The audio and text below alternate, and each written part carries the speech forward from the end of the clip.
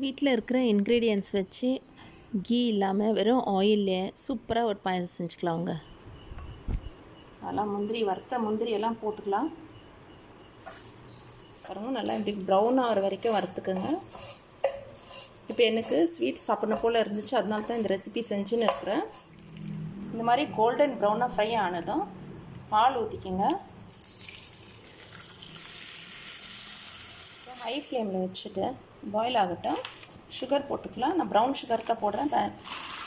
Sugar உங்கள் ஸ்வீட்டுக்கு எவ்வளோ வேணுமோ அவ்வளோ ஆட் பண்ணிக்கோங்க. ஓகே, ஏலக்காய் தூளும் போட்டுங்க இது கூடவே.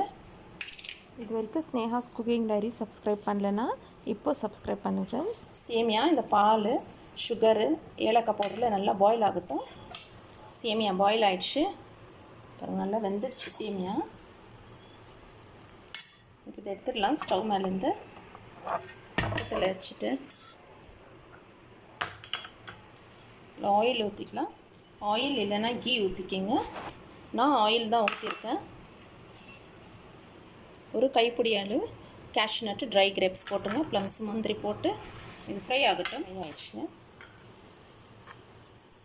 ஸ்டவ் ஆஃப் பண்ணிக்கலாம். கோல்டன் ப்ரௌன் ஆனதும் ஓகே, இது அப்படியே எடுத்து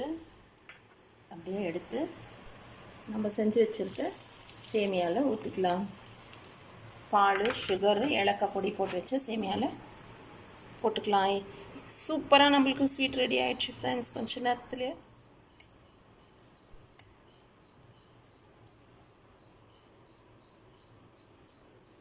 இதில் இன்னும் கூட பால் சூடு பண்ணி ஊற்றிக்கோங்க. இது கூல் ஆக நம்மளுக்கு டைட் ஆகிடும். நீங்கள் இன்னும் பால் செப்ரேட்டாக சூடு பண்ணி சாப்பிடும் போது சூடு பண்ணி ஊற்றின்னு சாப்பிடுங்க. ஓகே ஃப்ரெண்ட்ஸ், இது சாப்பிட்டு சிம்பிளாக என்ஜாய் பண்ணுங்கள். தேங்க்ஸ் ஃபார் வாட்சிங். பாய்.